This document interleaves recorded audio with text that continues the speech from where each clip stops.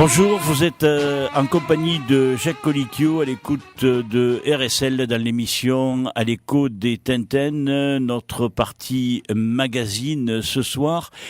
J'aurai le plaisir de recevoir 4 invités. À mes côtés, dans cette première heure, il y aura William Alric, qui est un des 2 coprésidents de la nouvelle Lance mésoise, l'autre étant Nicolas Rougelin, qui, pris par ses occupations professionnelles, ne se trouve pas à nos côtés dans ce studio. Il y a aussi Hugues Barthès, qui n'est pas le président, mais le vice-président ou président délégué du Pavois d'Or, qui est la doyenne des sociétés de joutes et plus exactement, je devrais dire, la Société des jouteurs sétois.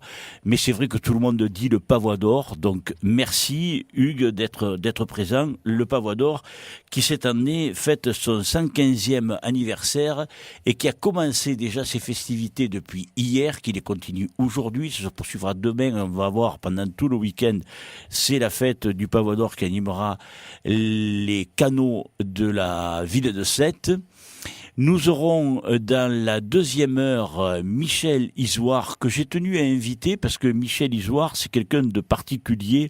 On le surnomme Morisot à Sète et pendant des années, il a été le ramasseur de pavois et préposé à l'embarquement. Et maintenant, il a pris une retraite bien méritée et il n'assure plus cette fonction-là que pour les fêtes du Pavois d'Or. Donc c'est en même temps un petit coup un clin d'œil, un coup de chapeau que je tenais à donner à Michel Isoire parce que il a son sacré caractère, comme on dit, mais c'est un drôle de personnage et qui, à mes yeux, est incontournable dans le monde des joutes. Et notre dernier invité de ces 2 heures d'émission sera Fabio Di Santo, qui lui a créé un site qui s'appelle Jouteur 7 ici, et qui dans ce site de joute, eh bien, on retrouve tout un tas de photos, de vidéos, de documents, de témoignages, qui sont en rapport avec les joutes, et il œuvre grandement pour les joutes, et donc j'estime qu'il a lui aussi à sa place dans nos studios. Alors messieurs, merci William, merci Hugues d'être parmi nous. Alors on va commencer par William, puisque c'est le plus jeune et c'est lui qui a aussi la plus jeune des 2 sociétés. Merci. William, tu es à nos côtés parce que, alors, toi, tu vas revenir souvent. Hein, le Pavois d'Or, eux, ils vont venir une seule fois. Alors, peut-être qu'il parlera plus longtemps que toi. Ouais, c'est pas un problème. Mais non, je plaisante.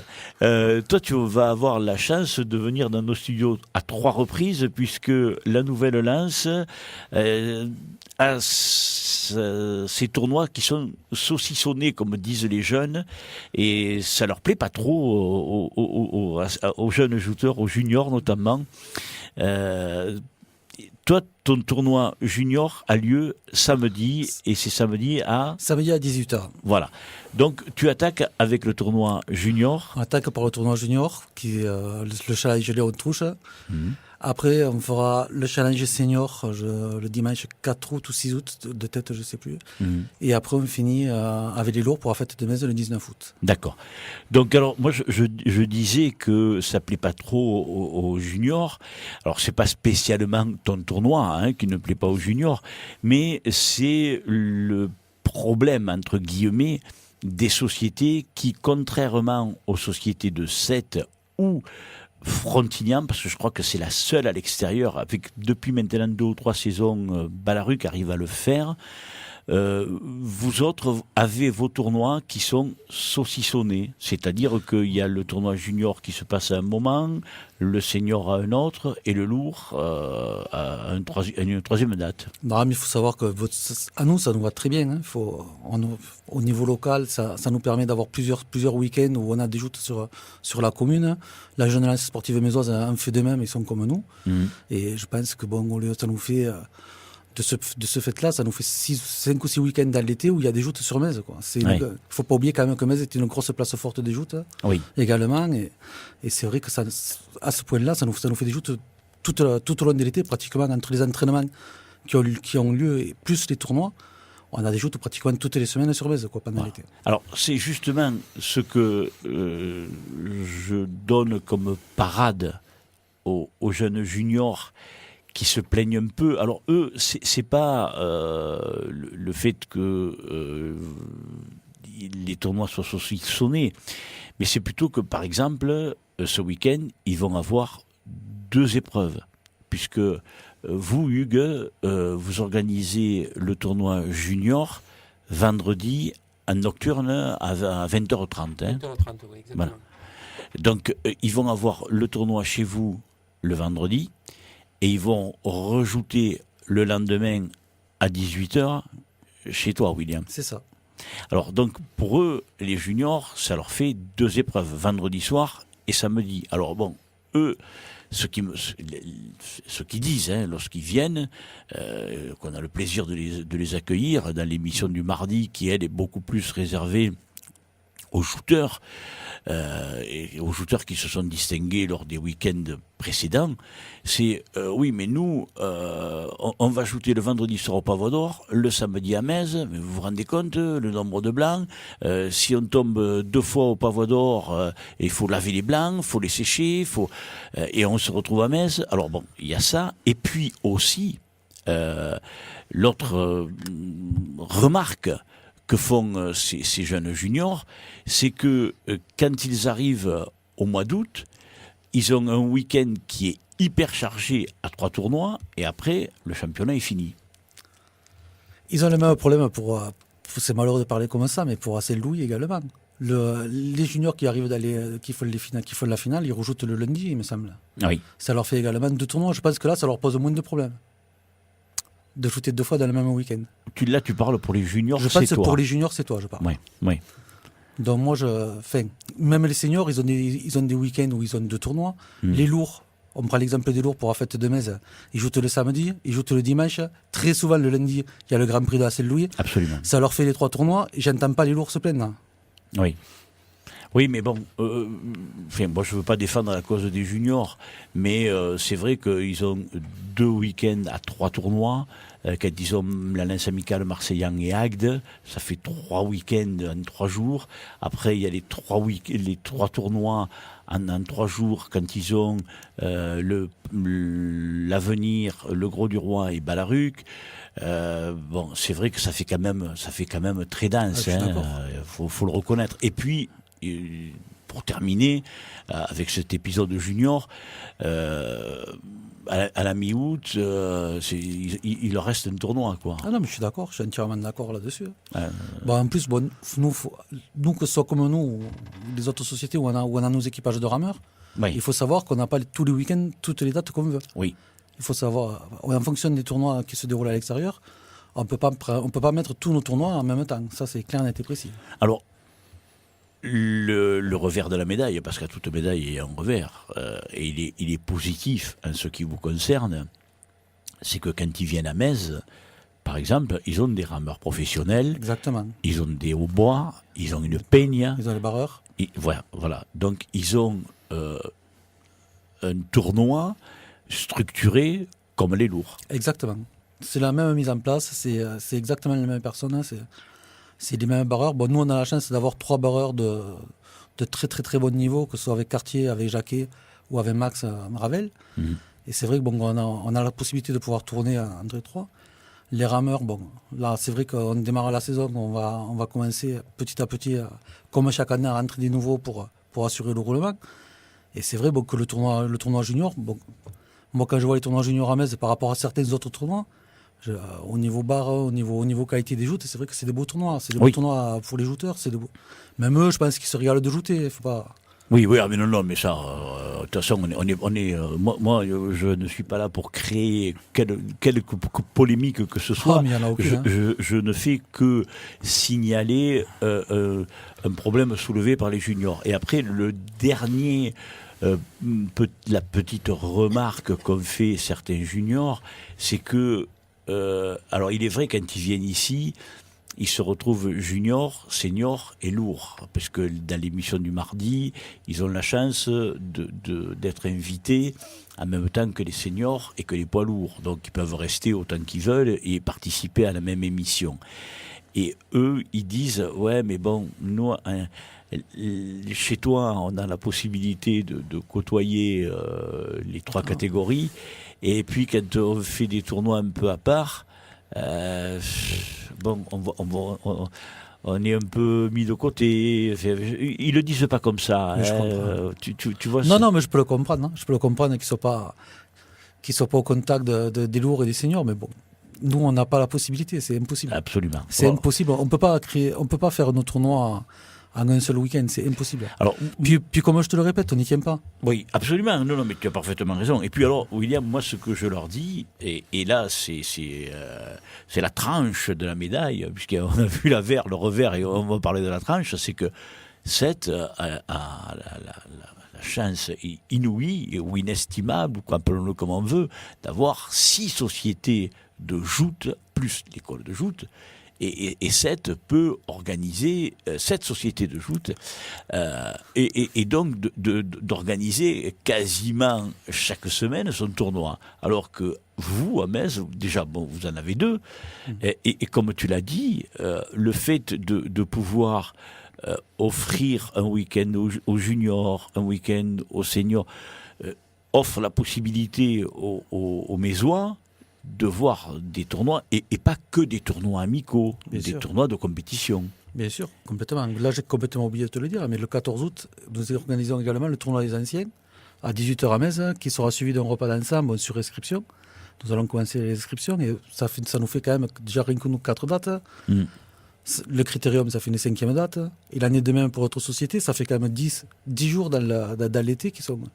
Ouais. Oui, il y a des joutes sur Metz, quoi. Oui, plus les nuitées que vous faites. Voilà, plus les entraînements. Bon, je pense que même au point de vue touristique, c'est important de faire vivre. Ça fait vivre le port, ça fait vivre les commerces, tous les commerces qui sont aux alentours du port. Bon, voilà, c'est.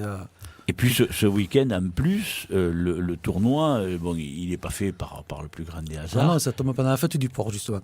Exactement. Il y a la fête du port à Metz ce week-end, et c'est vrai que bon, on essaye de s'entendre avec les autres sociétés pour qu'il y ait au minimum un tournoi qui tombe pendant la fête du port. Je pense que c'est la moindre des choses. Bien sûr. Non, mais c'est tout à fait normal. Alors, Hugues, si vous deviez vous trouver dans la situation de William et de la Nouvelle Lance, comme c'est la situation de Yannick Paesa avec la jeune Lance sportive mésoise, d'avoir vos tournois, vous le vivriez comment, vous ? J'avoue que c'est compliqué quand même pour le gérer, pour l'amener, mais il faut être des bons mathématiciens. Attends, on a un petit souci avec ton micro. Vas-y. Ça y est. Oui, là, Il va mieux celui-là. Oui, il va On mieux. l'entend mieux, là. Oui, on t'entend mieux. Bon. Donc je disais, c'est vrai que c'est relativement compliqué, mais je sais que vous êtes des bons mathématiciens à Metz, vous savez faire là-dessus pour calculer les jours, savoir à quel moment on peut faire, il n'y a pas de souci. Mais si j'étais à leur place, il n'y a pas grand-chose à faire encore. On est quand même... On est bloqué avec ces dates. Et on est bloqué parce que, mine de rien, on est quand même nombreux. Ah ben, c'est clair. On est nombreux en termes de sociétés de joutes.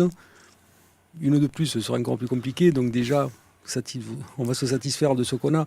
Mais je ne vois pas trop la solution. Je vous écoute et c'est vrai que je n'avais pas soulevé ce souci-là parce que même auprès de mes juniors, je n'entends pas parler. Ils sont venus. Le problème qu'on a bien souvent quand tu fais des joutes extérieures comme ça, et on se rend compte que les jeunes se déplacent et de plus en plus. Ils ont réussi maintenant à bien se regrouper et à savoir le faire. Donc ils se retrouvent quand même entre eux. Je ne pense pas que le fait de ne pas trouver de lourd en face ou après ou à côté, ça les gêne réellement, quoi. Moi, c'est pas ce que j'entends dans les jeunes. Et on a une bonne qualité de juniors sur le Pavois d'Or. Et chaque année, on en a. Là, on en a 2 qui sont pas mal, mais tous les ans, on en a. Et à chaque fois, on n'a jamais eu trop de soucis. Par contre, c'est vrai que là, j'aimerais pas être à ta place. Non, mais c'est vrai que le calendrier, c'est problématique. Nous, chaque année, pour caler rien que nos tournois, c'est un casse-tête. Parce que bon, faut qu'on calcule en fonction des sociétés qui nous prennent pour ramer. Parce que bon, il faut quand même qu'on ait nos rameurs et nos barreurs pour faire nos tournois, c'est la moindre des choses. Et puis on ne peut pas dire à une société, non, on ne te prend pas, il faut qu'on organise notre tournoi impérativement cette date-là, quoi. Donc ça fait que chaque année, après, selon qui c'est qui organise les championnats de France et les Coupes de France, On nous prend les rameurs, et bon, on est obligé de changer les dates. Très souvent, vous remarquerez le calendrier, on le change 1 ou 2 fois avant la saison, quoi. Pour caler une date, c'est vraiment la croix et la bannière. Il faut vraiment... on y arrive jusqu'à présent, on y arrivera encore, hein. On trouvera tout le temps des solutions, mais c'est vrai que des fois c'est compliqué. Alors, William, je voudrais qu'on aborde un autre problème. On l'a fait la semaine dernière, pareillement avec Yannick Baeza, parce que Yannick et la Jeune Alliance Sportive Mésoise ont organisé leur tournoi junior et senior. Le week-end dernier, c'était le vendredi soir et le dimanche. Hein. On a évoqué ce problème-là, c'est le problème des écoles de joute. Alors, il faut bien préciser que à Sète, il y a l'école de joute de la Marine, et puis il y a la Lance Amicale qui a monté une section jeune. Il y a quelques années, il y avait l'Avenir. Il y avait l'Avenir aussi. Voilà. L'Avenir avait une section jeune également. Le Pavois d'Or aussi avait une. Oui, on avait une section jeune aussi. Exactement. Mais vous avez arrêté, vous. Oui. Le Pavois d'Or, l'Avenir a aussi arrêté. Ne subsiste plus que l'école de joute de la Marine qui continue, et la Lance Amicale qui a sa section jeune qui marche bien tout le temps. Vous, à Metz, maintenant, il n'y a plus d'école de joute. On continue à organiser les tournois. Oui. Mais au niveau de la structure, on a gardé quand même la structure école de joute. Bon, c'est clair qu'on a des projets on cherche des idées pour essayer de la faire revivre correctement, pour recréer un engouement auprès de l'école de joute. Bon, c'est pas facile, hein. Mais bon, on a bon espoir. Je pense qu'on va, à force de chercher des idées, je pense qu'on va en trouver une qui sera la bonne. On va bien voir. Ça vous pose un problème quand même Bien sûr, il faut assurer la relève. Il ne faut pas sauver la face. Hein. À un moment donné, pardon. Ça, c'est un défaut du rugby, ça, quand je jouais. On essaie d'aller au plus clair, au plus rapide. Ouais. Non, je pense qu'il va falloir... On y réfléchit, parce qu'il va falloir... Il faut penser à cette relève. Bon, on a la chance, quand même... On a tout le temps réussi jusqu'à présent à sortir des jeunes à avoir des jeunes qui soient en junior. On a vu notamment le fils à Hugues qui était venu une paire d'années. En 2003. Oui, il y a quelques années. Ouais, il était venu avec toute une bande de copains. Là, c'était bien sympathique en plus. Et on a tout le temps eu... là, de nouveau, je vois, on a des jeunes qui pressent à la porte pour venir ramer. Des fois, même, on se demande... on ne peut pas tous les intégrer en même temps, c'est pas possible. Ouais. Alors là, déjà, on va en intégrer quelques-uns déjà ce samedi, petit accompagné de quelques anciens pour...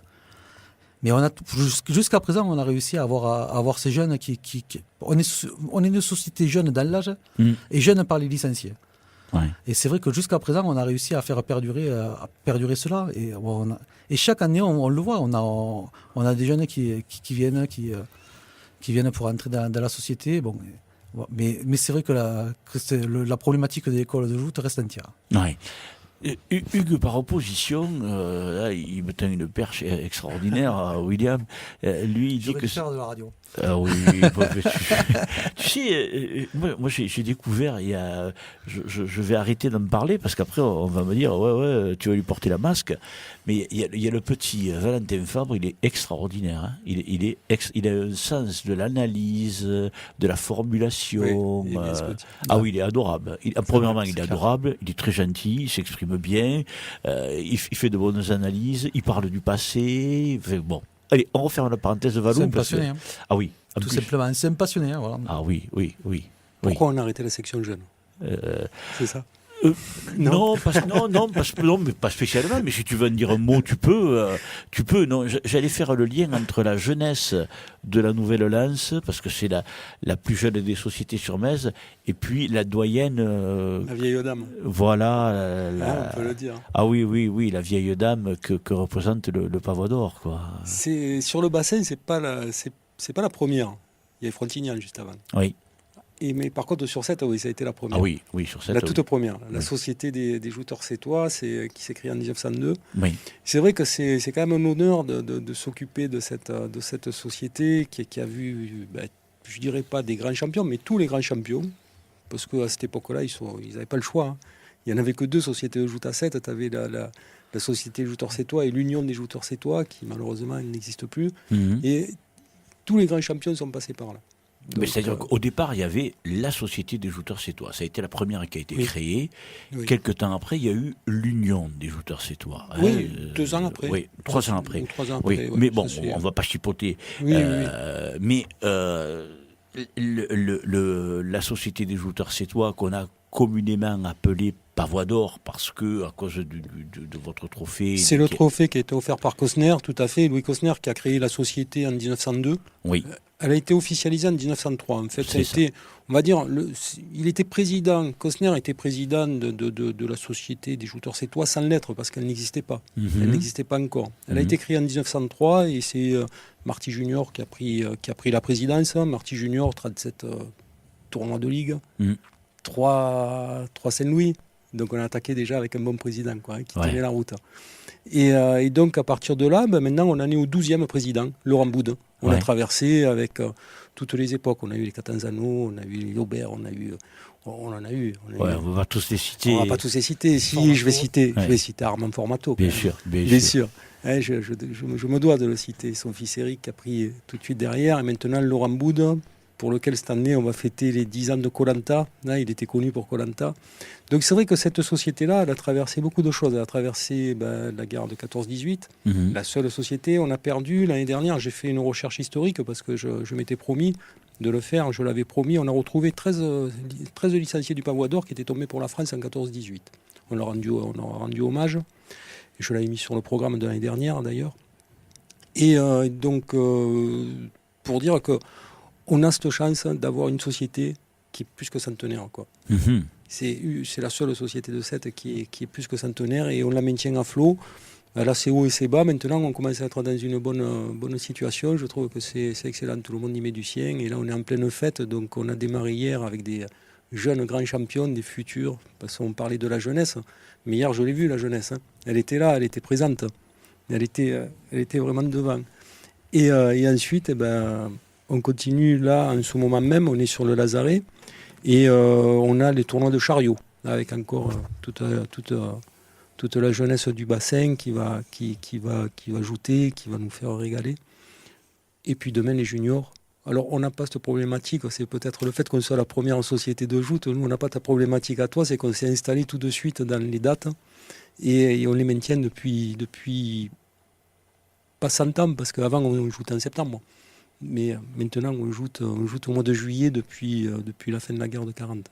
Oui. Voilà. Puis en plus, auparavant, le Pavois d'Or avait la particularité d'être disputé le 14 juillet. Oui. Le 14 juillet, c'était le tournoi du Pavois d'Or. C'est vrai. C'était... Alors, pour l'histoire, le Pavois d'Or, donc, comme tu le savais tout à l'heure, donc c'est un pavois qui a été offert par Louis Cosner, et c'est pour ça qu'on a le surnom du Pavois d'Or. Maintenant, on ne nous appelle plus que le Pavois d'Or. Il y a très peu de personnes qui sont au courant qu'on s'appelle la Société Jouteurs Sétois. Mais on le voit sur vos barques, encore. Oui, c'est vrai. Sur les 2 sétoises, on en a mis. On l'a enlevé. Ça y est plus à l'avant de la barque? Non, on a mis les 2 sétoises. On a fait référence un petit peu. Il me semblait que c'était sur le cul des barques où il y a marqué le nom des barques, les 2 sétoises. Mais il me semblait que devant il y avait la société. Promis, Jacques, ça y est plus. Ah, oui. Mais on va le remettre parce qu'on est en train d'y repenser justement. On veut que le nom ne s'enterre pas. Donc on s'est fait surnommer le Pavois d'Or. Donc c'est un surnom. C'est le surnom de notre société de joute. C'est un joli surnom, tu me diras. Et le Pavois, il a aussi la chance d'être au musée. Oui. On le sort tous les ans. C'est Henri Bonfiglio qui s'en occupe de le sortir et de le rentrer. C'est lui qui a la gestion de ça.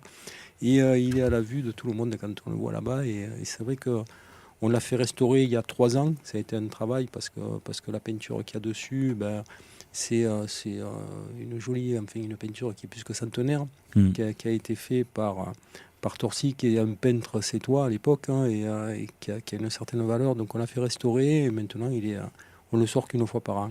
L'idée, c'est peut-être d'en faire un double pour économiser celui-là, parce que je pense qu'il mérite de rester dans l'histoire de 7. Ouais. Et alors, c'est pourquoi Pavois d'Or? Parce qu'il y avait du laiton dessus et que ça brillait comme de l'or à l'époque. Donc, on a été surnommé comme ça et depuis, ça se porte très bien. On a un nom maintenant qui se porte très bien. Tu sais que là, tu viens d'enlever une légende, parce qu'il y a beaucoup de gens qui pensaient que le pavois d'or s'appelait pavois d'or parce qu'il était fait avec des lettres d'or. Non. Oui, bon, nous on le sait. nous on le sait, parce que bon, toi tu es de la société, moi Ouais. je suis un passionné des joutes et un amoureux des joutes, mais il y avait des gens qui pensaient que les lettres où il y a marqué Ouais, qui sont sur le pavois. Ah non, 1902, Ouais, c'était ouais. c'était de l'ordre. Non, Ouais. c'est du laiton. Oui. C'est du laiton. Oui. Et oui, pour entretenir la société, comme on n'a pas beaucoup de subventions, on les a vendus. Quoi. Ah, menteur. On échange si tu veux. Si tu veux, on échange si tu veux. Non, mais tu échanges. Mais alors, là, c'est une autre perche. On reviendra. Alors, là, William, vous, le challenge Adrien Bernard, c'est une magnifique œuvre d'art aussi, le challenge Adrien Bernard. On a enlevé le marbre parce qu'il était un peu trop lourd. Voilà. Et vous le sortez plus. Si, chaque année on le sort pour la fête de Metz. Pour, le jour du challenge, il fait les 2 défilés, il assiste au tournoi. Tous nos challenges Ouais. sont présents dans nos tournois, même. Parce qu'il faut se le. Il faut se le peler, comme on dit. Hein. Ouais. Moi, je vois le vainqueur du samedi, là, quand il doit le remonter jusqu'au château, il tombe dégoût. Hein, comme Ah on ouais. dit, hein. C'est impressionnant. Quoi. C'est vrai qu'il est encore qu'on l'a changé, qu'on a enlevé une grosse partie de marbre, mais malgré ça, il reste encore lourd. Quoi. Ah oui, parce que c'était une. Mais c'est pas le plus lourd. Hein. Ah ouais. C'est pas le plus lourd. Je crois que le trophée du Languedoc et celui de Balleruc, je crois qu'ils sont encore plus lourds que l'Adrien Bernard. Ah ouais. Il me semble. Parce que là, la stèle de l'Adrien Bernard. Ah, elle est belle, hein. Ah oui, oui. C'est un très beau trophée. Oui. Et puis en plus, ce que vous faites depuis quelques années, de donner cette réplique en pierre, là. La réplique comme premier prix. Hein. Oui. Le premier prix remporte une réplique qui est la réplique du bronze, parce que c'est du bronze, qui est des 2 jouteurs qui est faite, et c'est le vainqueur du tournoi qui le garde. Oui. Et ça vous est venu comment Sincèrement, je ne sais plus. Je sais qu'on avait fait un moule, on a plusieurs moules. On avait un moule, on a eu donné aussi à un moment donné des petits, comme des arrondis avec, pareil, en pierre, en plâtre qu'on colorait. Oui. Et après, un jour, on a eu l'idée de... Il y a quelqu'un qui a eu l'idée de demander ça, je crois que c'est à Jean-Louis Delorme, je crois. Mhm. Et depuis, c'est resté. Quoi. Ouais.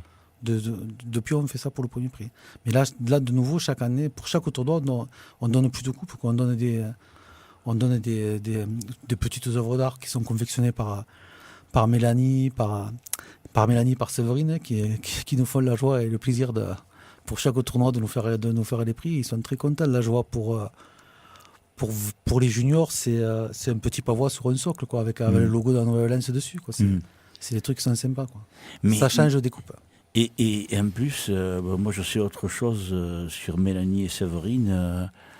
Elles n'ont pas fait que ça. Non, elles ont fait un boulot énorme.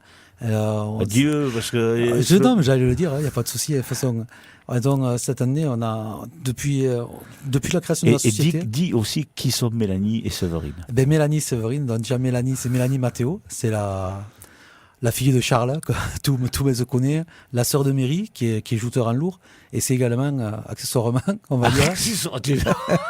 Tu t'arriveras avec lui. Ouais, je vais arranger. Non, c'est la femme de Gomez Stéphane, qui joue en lourd, qui a remporté de nombreux prix en lourd.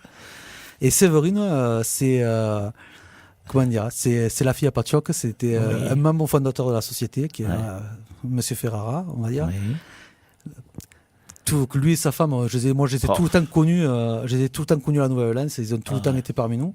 Et Séverine a épousé Julien Rougelin, qui est maintenant trésorier de la Nouvelle-Orléans. Et c'est vrai que depuis la création de la société, depuis qu'on a nos barques, les barques étaient peintes, on faisait le blanc, et après on avait l'habitude d'y coller des autocollants. Voilà.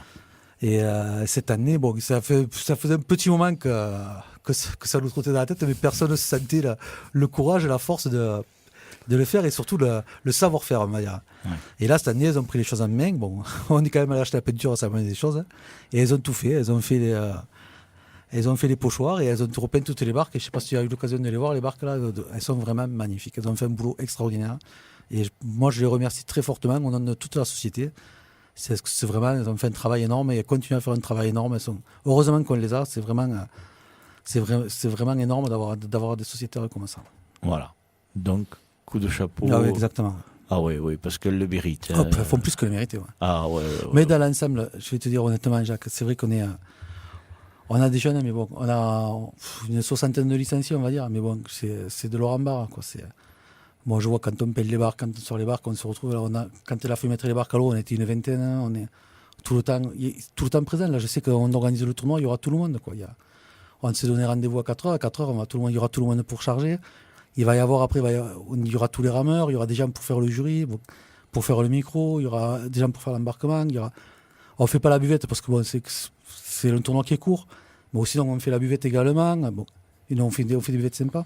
Et c'est vrai qu'on a des membres extraordinaires, quoi. Les gens ils se la donnent à 200% et il faut le souligner, quoi. Il faut leur tirer un grand coup de chapeau parce que bon, c'est peut-être les présidents, c'est peut-être les gens du bureau qui parlent, mais bon, celle-là, sans eux, on ne saurait rien, quoi. Là, les sociétés ne vivraient pas sans tous ces bénévoles. Il ne faut pas se voiler la face. Au Poivre d'Or, c'est la même chose. C'est exactement la même chose. Les bénévoles, je crois que c'est la partie la plus importante de n'importe quelle association. Comme le dit William, s'ils n'existaient pas, rien n'existerait.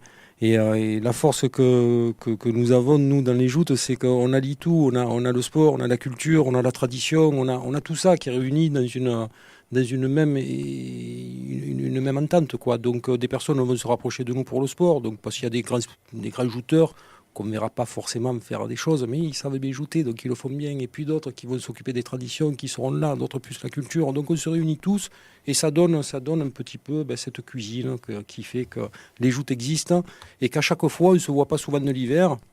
On voit toujours les mêmes, et puis quand on arrive à nos fêtes, on se retrouve toute une ribambelle, et tout le monde met la main à la pâte, et on tremble tous dès le début, et quand on arrive à la fin, on est content parce que tout a réussi, tout a marché.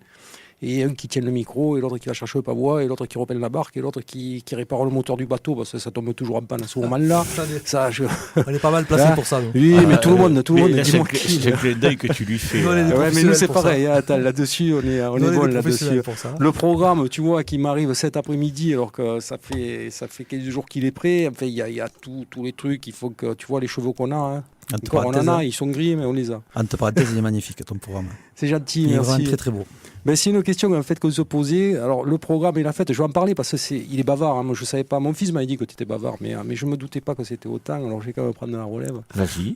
Et donc on a pensé tout simplement à faire plaisir à Laurent. Il y a 10 ans de ça, il nous a représenté la région, on va dire. On peut même pas dire 7. Hein. Il a représenté la région. Le C'est-toi, le plus sous-titré du monde de la télé. Laurent Boud. Quel scandale. C'est lui. Et non, c'était pas un scandale, parce que tout le monde en parle. Quand je parle, tu sais, j'ai la chance de voyager, tu le sais, mon métier me fait énormément voyager. Quand je parle de 7, quand je dis, on en a un qui a fait Koh-Lanta, celui qui était sous-titré. Et à chaque fois, tu peux y aller. Et quand je leur dis, c'est mon ami, il dit, et vous comprenez, et ma foi. Qu'est-ce que tu crois? C'est toi que je ne comprends pas, ton accent parisien. Oui, je le comprends quand il me parle. C'est clair. Même à la télé, on le comprenait. Hein. Et tu sais qu'on a quand même le réflexe, quand on voit les mecs de Lille et tout qui parlent à Koh-Lanta, qu'est-ce qu'on fait? On dit, il ne peut pas sous-titrer à lui. C'est vrai, hein. On est vexé quand même. Donc on a fait ça, c'était une idée avec Dadou, de dire on va quand même rendre un petit hommage à Laurent à travers ça, et on va faire une petite caricature. Il fallait oser le faire, moi je trouve que ça fait bande dessinée. Tu as l'impression d'ouvrir une bande dessinée et c'est tout à fait l'esprit des joutes, quoi. On est dans le sérieux, mais sans être dans le sérieux. On aime s'amuser. Donc on a fait ceci. J'ai que des bons échos. Je sais pas, Joute Info peut-être. Je sais pas s'ils en ont parlé sur leur site. En tout cas, Fabio en a parlé. Hein, ça va alors. Oui. Ça va. Mais je sais pas. Fabio il en a parlé, je sais, mais pas les autres, c'est pour ça. Si, mais bon. Et donc moi je trouve que l'idée est bonne. La fête s'annonce encore une fois très très bien. On a démarré hier, vous y étiez, vous avez vu un peu. Aujourd'hui les petits, comme je dis. Demain on a les juniors. Demain soir, et on va te les préparer pour quand ils vont arriver dimanche, tu vas voir, ça va être... C'est la chance que tu as, c'est que chez nous, ils s'entraînent, et chez toi, ils font la compétition. Tu vois, donc tu as la chance. Et c'est pour ça qu'ils ne refusent pas des passes, parce qu'ils sont entraînés. C'est chez nous qu'ils refusent les passes, tu vois, ils se cherchent un peu. Et après, quand ils arrivent chez toi, ça, ils sont faits prêts. Alors, tu ne te plains pas. Ils seront contents, les rameurs seront contents. Par contre, on a remarqué, chaque année, pour la fête du Poivre d'Or, quand on fait le tournoi des juniors, on se pèle. Ah le ouais soir, le soir. Oh là là, Moi, j'ai prévu la petite laine pour demain soir. Ouais, mais c'est parce que tous les ans on vieillit, Jacques, c'est pour ça, on est de plus en plus froid. Ah, d'accord. Donc on met les chaussettes, on tire met le dire la à ma laine. femme. Tire le dire à ma femme. Non, elle ne vieillit pas, elle est comme la mienne. Ah, d'accord. Et ces fêtes du Pavot d'Or, alors on va y rentrer vraiment là, Hugues, si tu veux bien. On a parlé du programme, on a parlé des enfants, on a parlé. Ce qui est génial avec le Pavot d'Or, c'est que auparavant il y a eu des grands champions au Pavot d'Or, Oui. et le Pavot d'Or, on l'a un peu évoqué tout à l'heure, c'est la mère de toutes les sociétés de joutes sétoises. Ça plaît peut-être pas à tout le monde, mais c'est ainsi. Mais c'est la vérité. Bien sûr que c'est la C'est vérité. la vérité. On a tout essayé. On a tout, je peux dire, tout ce qui a pu être essayé sur les joutes, ça a été avec la société Joutes Orsétois. Ouais. Il faut savoir qu'il n'y avait pas de ligue avant, quand on a démarré. Ça n'existait pas, la ligue. Non. Il n'y avait pas tout ça. Donc, Cosner, en fait, il faut quand même savoir que on va dire le président pas officiel, c'était un grand sportif. C'est lui qui est à l'origine du Football Club de Sète. Il est à l'origine de Oui. pas mal d'associations sportives dans la région. Et son idée, en fait, ça a toujours été de créer, et je pense que la ligue est arrivée après, mais de donner des règles aux joutes. Donc, on a expérimenté toutes les règles. On a tout expérimenté. Même le prix de prestance, on a expérimenté. Il C'est vrai. faut le savoir, que C'est le prix vrai. de prestance, c'était parce qu'il faisait passer les jouteurs en avant. Et c'est Guiraud, je ne sais plus, le peintre Guiraud de Cervola, qui a eu l'idée d'offrir un prix, d'offrir de l'argent à celui qui ne ferait pas passer les jouteurs en avant. Donc le prix de prestance, c'est né comme ça. Il est né donc à travers le Pavot d'Or. Il y a plein de choses qui sont nées, parce qu'on a tout expérimenté, tout ce qui peut exister dans les joutes. Après, il y a une chose que j'ai retenue, découvert même l'année dernière, c'est auprès du magasin Villiers, que tout le monde connaît, parce que tout le monde va chercher chez Blanche et Villiers. Eh oui. Il m'a fait découvrir les tenues d'apparat qui sont magnifiques. Oui. Et il en sort quelques-unes quand il y a la Saint-Louis, il en met quelques-unes en vitrine. Et alors, bon, il a ses préférés, je dirais pas lesquels c'est. Moi aussi, j'ai les miennes, parce que j'ai passé pour faire un article. Fabio, il faudra que tu fasses une vidéo avec lui. Je ne sais pas si tu l'as faite peut-être déjà. Mais j'ai passé 4 heures avec lui. Mais il m'a montré un paquet de tenues d'apparat, mais alors elles sont superbes. Oui, il a une collection extraordinaire. C'est un collectionneur, Jacques. Ah, il a une collection extraordinaire. Oui. De Mais- tenues de joutes, de photos de joutes, de cartes postales. Ah oui, oui. Il a une collection, c'est un vrai collectionneur. C'est extraordinaire. Et il m'a présenté des tenues. Alors il m'a dit, tu vois, ça, c'est la grande tenue du président du Pavot d'Or, parce que celle-là, elle a ses boutons en nacre. Celle-là, elle est brodée. Mais c'est sublime. Tout. Eh oui. Bon, aujourd'hui, bon, malheureusement, on ne défile plus avec ces magnifiques tenues. Je crois que les derniers à l'avoir fait, c'était François Bailly avec Michel Barillon, lors d'un anniversaire de la lance sportive. Mais on ne défile plus avec ces grandes tenues, hormis pour la Saint-Louis, parce qu'il y avait des tenues de Saint-Louis aussi, attention. Hein. Les gens du Pavot d'Or avaient leur tenue, Oui. mais avaient leur tenue de Saint-Louis, attention. Hein. Oui, c'est vrai. C'est vrai qu'à l'époque, c'était comme ça, quoi. Les joutes, c'était quelque chose. On défilait, on était habillés. Enfin, moi, je garde le souvenir des joutes petits, même si je suis arrivé tard dans le monde des joutes, parce que j'ai bougé, on va dire. Mais mon grand-père, lui, il a toujours été. C'était un rameur. Et c'est vrai que je me rappelle les défilés. C'était quand même quelque chose. Mhm. Ça se perd. C'est le côté moderne qui veut ça. On est dans une période moderne, il faut s'adapter. On défile en blanc, c'est déjà bien. Oui. On a c'est- gardé au moins cette tradition. Je me rappelle avoir écrit un truc sur le Pavot d'Or où j'avais dit ce dimanche matin, pour le défilé du Pavot d'Or, et pour honorer cette vieille dame de mémoire, hein, je le cite comme ça, il y avait tellement de monde que je me demandais si on n'était pas en hiver. Je croyais qu'il avait neigé. Ah, tellement C'était blanc, Ouais. tellement il y avait des gens qui venaient participer au défilé Ouais. pour honorer. oui. Et par respect, c'est vrai que chez nous, on se rend compte que les gens sont en blanc. Quand ils viennent au défilé du Pavot d'Or, je ne sais pas pourquoi. Mais De l'extérieur, vous avez la réputation d'avoir le plus beau défilé. Moi, mais de l'intérieur aussi. William. Voilà. En plus, depuis quelques années, depuis 2014, on associe les anciens combattants, parce que du fait, on est quand même dans la période du centenaire de cette guerre-là. Et on associe les anciens combattants, et je trouve que ça donne une autre dimension à nos joutes. Ça donne vraiment une autre dimension à nos défilés, quand on a ces porte-drapeaux, quand on a cette histoire, cette culture qui s'allie à notre tradition. Je trouve qu'on a quand même une autre dimension. Est-ce que le fait d'avoir été à l'origine du site Je suis né à 7 sur Internet a redonné un élan à la société parce que toi tu baignes dans les deux, dans les joutes au Pavot d'Or et sur le site Je suis né à 7. Les joutes ont toujours été ma passion, Jacques, tout le temps. Oui, bien sûr. Tout le temps. Donc les joutes, on va dire que c'est ma priorité. Et un jour, j'ai créé ce site Je suis né à 7 qui a pris la notoriété que l'on sait maintenant. Qui a été précédé par... Metz. Ouais. Je suis né à Metz. Ouais. Ah, c'est parti de Metz. Ouais. Le premier qui a été fait, ça a été Je suis né de Metz. Il y a 10 ans que j'ai fait ça. Il y a plus de 10 ans. Ah ouais, C'est un gars de la capitainerie de Metz. Mais c'était... tu es de Metz aussi. Tu es de Metz aussi, je comprends exactement. Voilà. Ah, on est bien d'accord. Ouais. L'idée pour moi n'était pas de faire tu es de cette aussi, c'est pas que j'ai quelque chose contre tu es de Metz aussi, on est bien d'accord. Mais c'était pas du tout l'idée. Il y a 10 ans de ça, quand j'ai créé Je suis né à 7, c'était, je vivais pas à 7, je vivais aux Antilles quand j'ai créé ça. Ouais. Et en fait, c'était pour me rapprocher un petit peu de ma ville qui me manquait, parce que je regardais les joutes sur Internet, la Saint-Louis sur Internet, à 9h du matin, le décalage horaire. Et avec mes vendeurs qui savaient même pas ce que c'était les joutes, mais qui maintenant sont des passionnés de joutes, parce qu'ils m'en parlent encore quand je les ai au téléphone. Alors pour dire.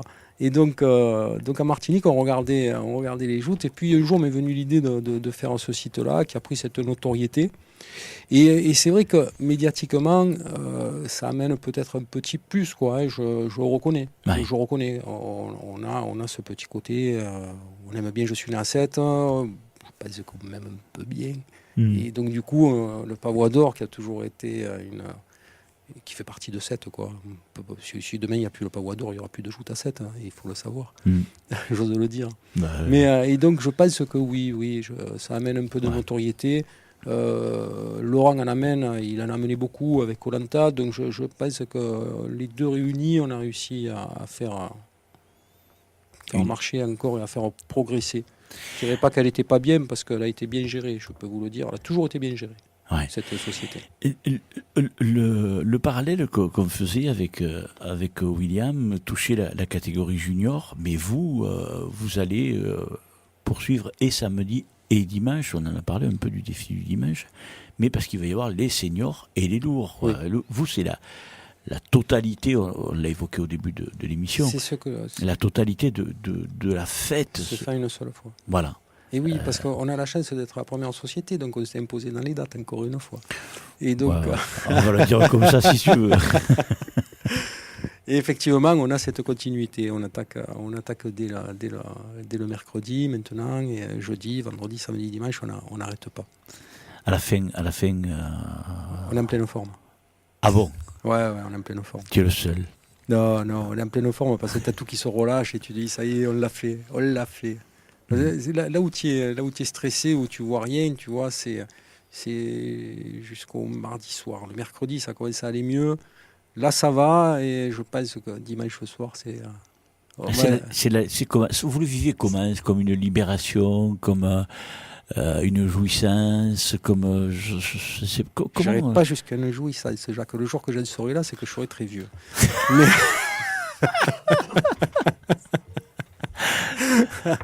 Mais non, c'est vrai qu'on pourrait dire pas comme une libération, mais comme quelque chose d'accompli. Voilà, un devoir accompli. Moi, je le dis, c'est un peu comme un devoir accompli et réussi.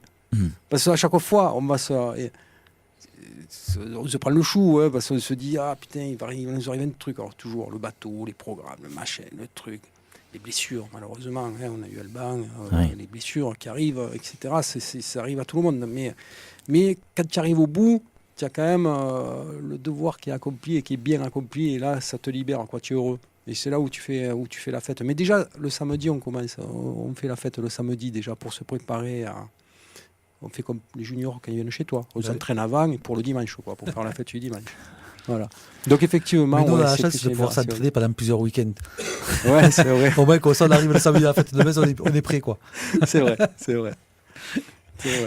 Mais le dimanche, quand arrive ce championnat du Pavois d'Or, là, parce que bon, il faut pas non plus se voiler la face. Le championnat du Pavois d'Or, c'est le premier grand sommet de la saison de joute languedocienne. Oui. On a beau dire et beau faire et dire que tous les dimanches on retrouve tout le temps les mêmes jouteurs. C'est vrai. C'est vrai qu'on retrouve tout le temps les mêmes jouteurs. Mais le cachet qu'a ce championnat du Pavois d'Or, il y a quelques grands tournois dans la saison de joute. Le Pavois d'Or, c'est le premier. Et c'est le plus ancien. C'est-à-dire que quand tu vas avoir ton nom qui va être gravé derrière le Pavois d'Or, il est quand même gravé à côté d'un Marty, il est quand même gravé à côté d'un Vaillé. Tu as quand même ton nom qui est gravé avec ces gens-là, quoi.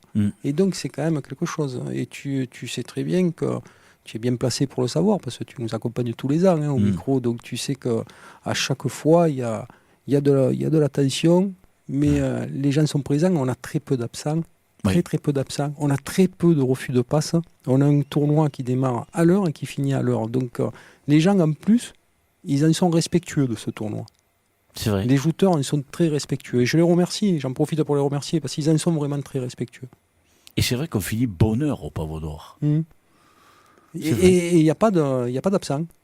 Il y en a peu, ouais. Il y en a, mais il y en a peu. Oui. Il y en a peu. Ce qui permet de pouvoir faire après une belle remise des prix, un bel apéritif.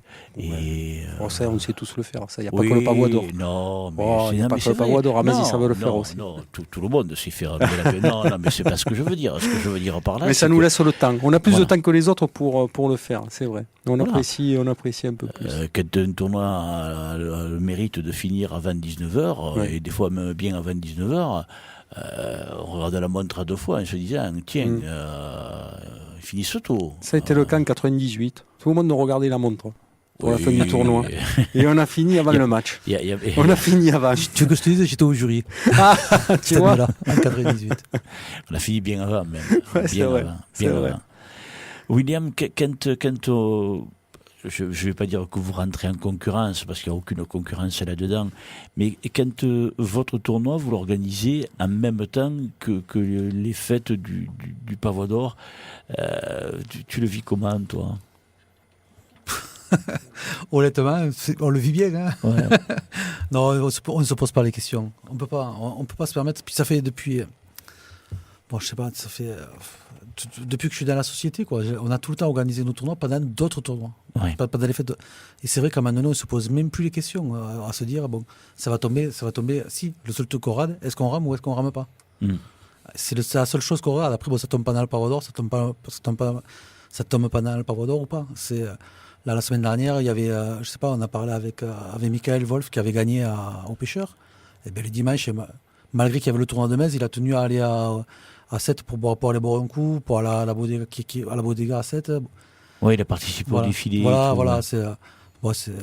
Mais c'est vrai que nous, ça nous pose, on n'y fait pas attention, quoi. Même le plus qui peut être à la rigueur dérangeant, c'est que pour la fête de Metz, quand ça tombe pendant la Saint-Louis, que c'est vrai que là, on a des tournois qui sont désertés par certains jouteurs. Mais malheureusement, les jouteurs qui désertent, c'est pas les jouteurs qui sont au bout de la Saint-Louis.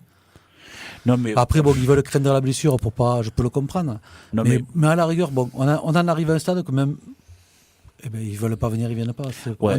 Ça, William, on l'évoquera si tu veux bien lorsque tu reviendras, parce que tu vas revenir pour le tournoi senior et puis pour le tournoi poids lourd. Mais je trouve que là, c'est moi qui parle, c'est pas toi. Je trouve que ces jouteurs qui se font inscrire au tournoi de Metz, que ce soit le tien ou celui de la Jeune Lance sportive mésoise, et qui ne viennent pas, font preuve d'un irrespect total. Moi, je me mouille peut-être. Et je pense que vous êtes trop gentil, et ta société et l'autre société mésoise, parce que personnellement, il y a un article du règlement qui dit qu'à partir du moment où les jouteurs ne sont pas venus l'année précédente, vous avez le règlement vous y autorise on le sait. à ne pas les prendre. Ben moi, je n'aurais aucune pitié. C'est-à-dire le gars qui n'est pas venu et qui n'a pas daigné s'excuser serait rayé et l'année d'après, je ne le prendrai pas. Oui, on s'est posé la question, je ne te le cache pas. On s'est posé la question un certain temps pour en arriver à cette extrémité. Puis après, bon, ça... Non, mais c'est pas joli. C'est pas oui, joli. Je suis d'accord avec toi. Parce que les gens savent qu'effectivement, vos tournois tombent le week-end de la Saint-Louis, donc où ils ne se marquent pas. Mais c'est le cas maintenant. Je peux t'assurer que c'est le cas. Je pense qu'à la limite, il vaut mieux faire un tournoi à 30 jouteurs par barque. Ah, mais on n'y est plus. On n'y est même pas. Hein. Voilà. Là, je crois que l'année dernière, on était 25 ou 26 par barque. Nous, on était à 29-30, je crois. Et de mémoire, je ne sais pas si le dimanche, ils étaient 25 ou 26 inscrits. Hein, je parle. Oui, mais à la limite, il vaut mieux être... mais à la rigueur, ça fait un tournoi plus joli. Exactement. Parce que les gens qui viennent, c'est les gens qui jouent quelque chose au niveau de la Ligue, ou qui cherchent à se qualifier pour le championnat de France. Et du coup, ça fait un tournoi qui est beaucoup plus agréable à regarder que certains autres tournois. Je suis désolé, mais il y a des tournois que je vais voir, c'est des purges, quoi. C'est pas joli. Il y a des gens qui montent sur la Tintin, je ne sais pas pourquoi. Parce que c'est la fête de leur... Je peux le comprendre, c'est la fête de leur société, ils veulent se montrer. Mais bon, à un moment donné, en termes de qualité de joute, c'est pas ça, quoi. Bon, surtout, j'ai démarré à ramer. Moi, c'était l'époque des Pugano, des Betty, des frères Macias, des Moran, des Castellazzulo. Je peux t'assurer, bon, je montais dans les barques, c'était un plaisir. Je passais 4 heures à ramer, 4 heures à regarder des passes, mais c'était magnifique, quoi. C'était les joutes c'est des joutes, tout simplement. Là, aujourd'hui, il y a des tournois, il y a certains jouteurs qu'on se demande s'ils veulent toucher l'eau, quoi. Alors que le but premier de la joute, c'est de faire tomber son adversaire à l'eau, c'est pas de l'éliminer. Ah oui. Là, tu rejoins Robert Bensillon qui, lui, n'arrête pas de dire que l'objet des joutes, c'est de mettre son adversaire à l'eau. Exactement. Tu le perçois comment, Hugues, cette évolution dans les joutes où on se demande au final si les jouteurs n'ont pas peur de l'eau? C'est pas du tout ça, c'est qu'ils sont de plus en plus physiques, nos jouteurs, plus souples.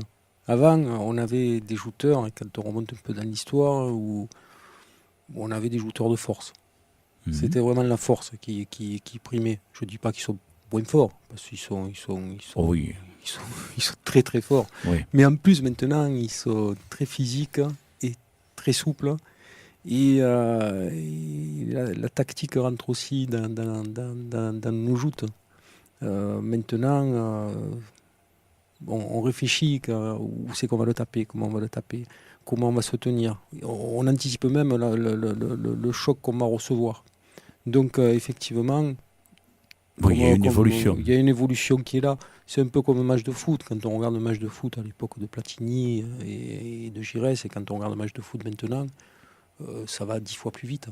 Quand il est au jury, ça va très très vite, quoi. C'est vrai. Très très vite. Avant, on avait quand même plus le temps de voir les passes. Là, ça va très vite. Les jouteurs sont... C'était plus facile à arbitrer. On est d'accord. C'était beaucoup plus facile à arbitrer. On est bien d'accord. Aujourd'hui, là, quand je vais au jury, quand je fais jury, c'est vrai que c'est pas évident. Mais non, c'est pas évident parce qu'ils sont très rapides, ils sont souples, ils sont costauds, ils sont balèzes ils tiennent sur la Tintin. Ils tiennent parce qu'à l'époque. Est-ce que vous seriez en train de dire, autant l'un que l'autre, que les joutes qui, il y a quelques années, étaient un folklore et un amusement, auraient tendance à devenir un sport Complètement. Oui, un sport de compétition. Complètement. Je suis entièrement d'accord là-dessus. Mais de tout temps, de toute façon, les joutes ont été considérées comme un sport. Donc on est dans l'évolution logique de tout beau sport qui se respecte.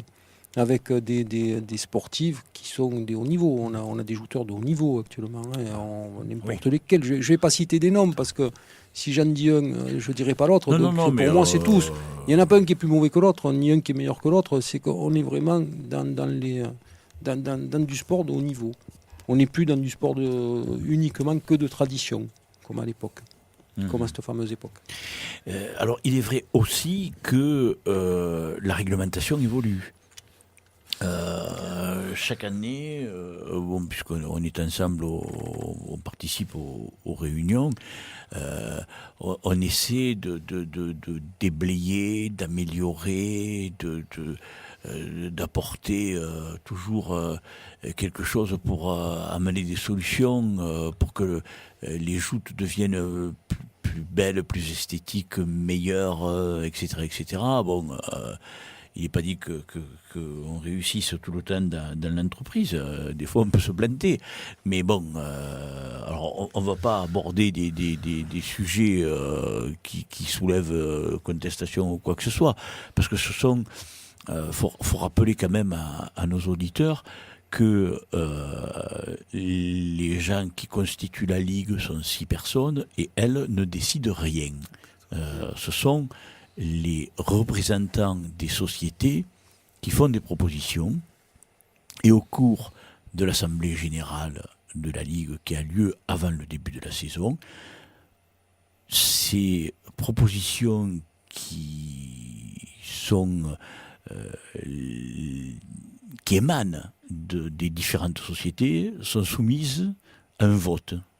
Et à partir de ce vote, les propositions sont rejetées ou acceptées. Voilà. Donc, voilà. Moi, je tenais bien à positionner les choses. Et c'est vrai que après, il y a des gens qui disent oui, mais la Ligue, non, la Ligue décide rien. L'Assemblée générale de la Ligue entérine. Hein. Exactement. Mais en fait, quand tu es bien placé, parce que tu es présent, tu vois bien comment c'est un bazar sans fin. Quand on parle du règlement, oui. Il y a des fois un point qui devrait durer 2 minutes, ça en prend 20, quoi. Tout le monde y va de la sienne. Ouais. On a 3 tomes de règlement maintenant. Hein. Il y a 3 bouquins maintenant. Et c'est pas fini. Et c'est pas fini. Heureusement qu'il y en a qui passent au travers, parce que sinon, si tout était voté, ce serait inarbitrable. Moi, je plains les jurys à chaque fois. Je dis encore. Et vous le faites pourtant tous les deux, quand même. Ouais, mais on est bien d'accord. Mais je les plains parce que c'est pas évident d'arbitrer, d'être jury sur des tournois où tout le monde veut gagner. C'est pas évident. Parce que là, on n'est plus dans un sport d'équipe. C'est pas une équipe qui veut gagner contre l'autre. C'est tout le monde qui veut gagner. Donc, quand on a 47 jouteurs par barque, c'est les 14 jouteurs qui veulent gagner. On est bien d'accord. Et donc, faire le jury à ce moment-là et d'arbitrer à ce moment-là, c'est quand même relativement compliqué parce qu'on n'est que 3. On est toujours placé au même endroit. Les barques ne sont jamais au même endroit. Donc c'est aussi un folklore d'être jury. Puis on est humain. Voilà. L'erreur est humaine. Quoi. Ça nous arrive de nous tromper. C'est logique. Hein. Moi, j'avais proposé à un moment de mettre des jurys de l'autre côté pour qu'on voyait les lances courtes. Tu sais qui c'est les meilleurs jurys dans les joutes? C'est les rameurs. Ah oui. Je peux t'assurer que quand tu as des barques que tu rames, tu vois tout. Oui, tu vois tout, bien sûr. Ouais, mais tu vois pas où est pris le jouteur qui est sur l'autre barque. Il te faudrait un jury avec le hautbois et le tambour. Ouais, mais 2 jurys supplémentaires. Mais il faudrait un jury de l'autre côté du quai. Exact aussi, ouais. Tu vois les lances courtes, tu vois les frappes en dehors. Parce que c'est vrai que tu vois qu'un côté du pavois quand tu rades. Tout à fait. Au niveau de la joute. Il y a un côté du pavois que tu vois pas où c'est que ça tape. Parce que c'est vrai que tu as des... Tu vas pas nous proposer ça, là. Tiens, William, calme-toi. Ça serait vite un micro au barreur et les barreurs, ils nous font descendre tout le monde. Non,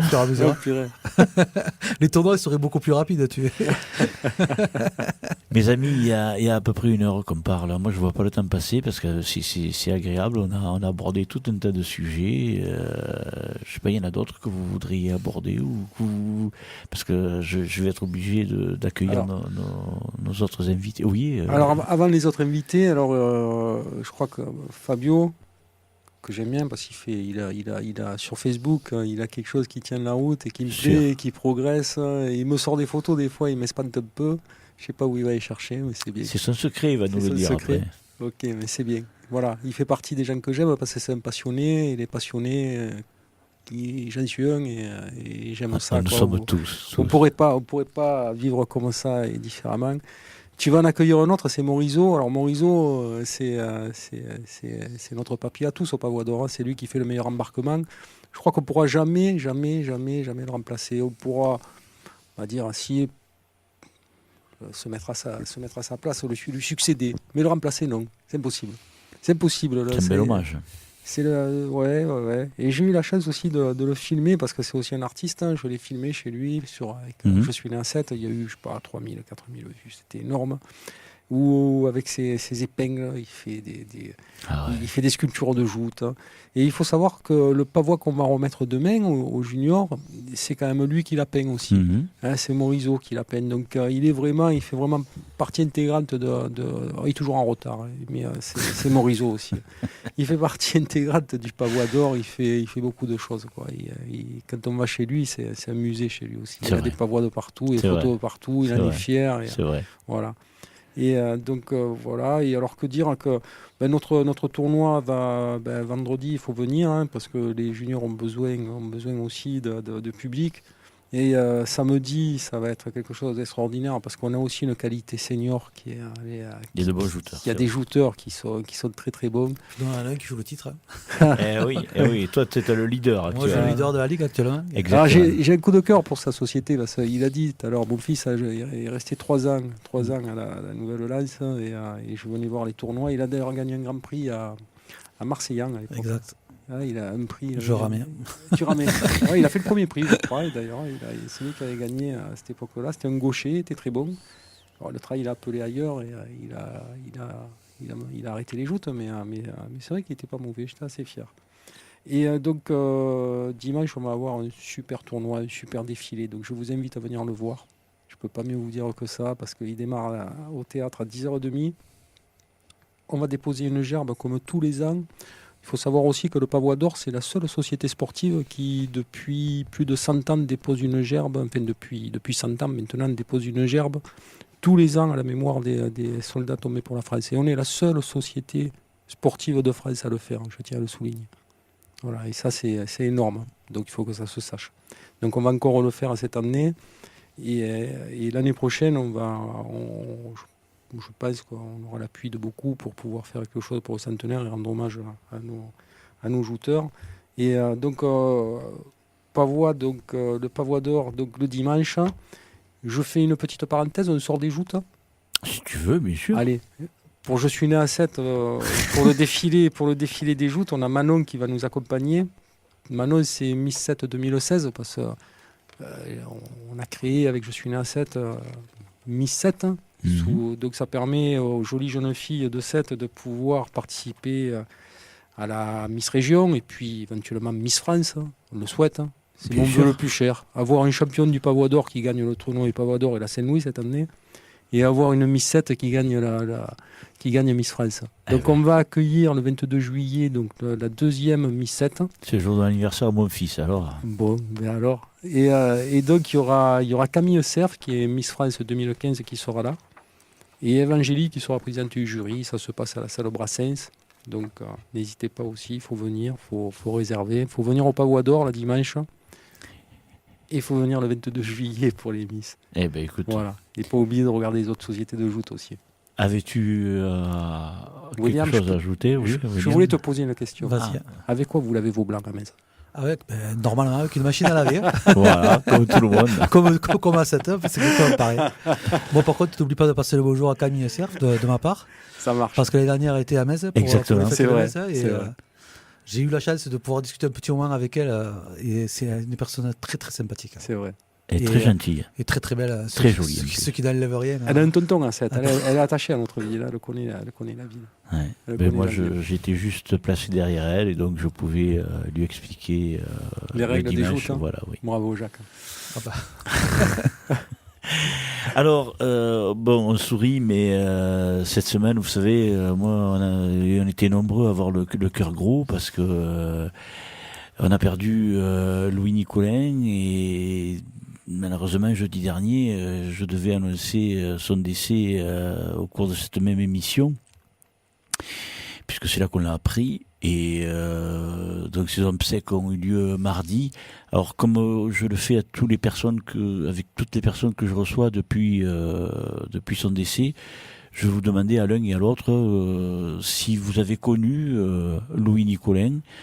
Et si vous avez un souvenir de lui ou quelque chose qui vous rappelle, un souvenir, comment vous qualifiez la disparition de ce monsieur?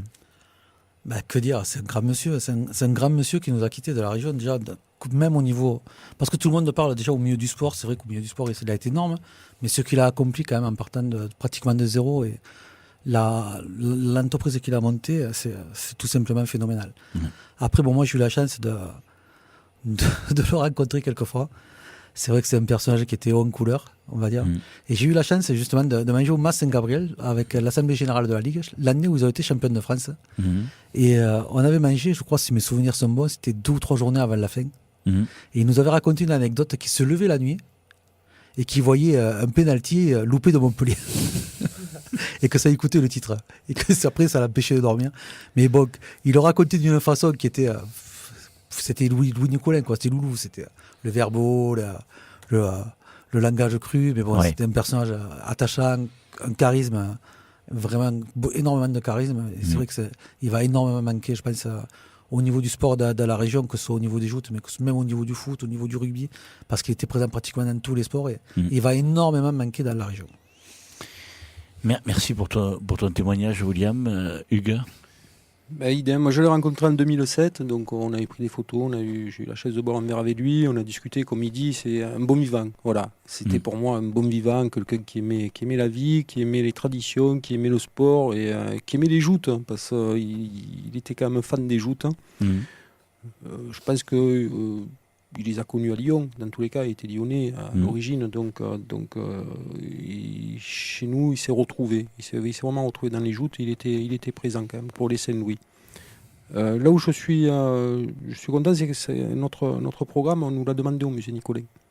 Peut-être le fait que ce soit David qui nous l'ait fait, Dadou, et on va avoir notre programme qui va être dans son musée, donc ça nous permettra d'y rendre hommage. Et dans tous les cas, pour le défilé, on a perdu, bien sûr, un sociétaire qui nous est cher, Alain Di Carlo, l'année dernière. Donc, mais on va rendre hommage donc, aux deux cette année en arborant, non pas un brassard, mais sur notre écusson, on va mettre un petit bandeau noir cette année. Donc ce sera pour Alain et pour Loulou. Voilà. D'accord. Merci beaucoup. Merci William. Merci. Merci Hugues. Je pense qu'on a été complet. On a fait le tour. On a essayé d'être le plus complet possible. En tout cas, merci d'être venu. Merci d'avoir honoré notre invitation. Et puis, on espère surtout que ton tournoi et que les tiens se passent dans de bonnes conditions et qu'on ait de très beaux champions. Merci beaucoup. Je croise les doigts, on va en avoir des très beaux. Ne me demandez pas un pronostic, je ne sais pas qui c'est qui va gagner dimanche. Si, il y a un senior Wolf. Il est chauvin, William. Ouais. Ah, on espère. Hein. Moi, je ne dirais pas, mais dans tous les cas, j'espère que ce sera quelqu'un de Nipawa d'or. Voilà, dans tous les cas. Je demande que ça.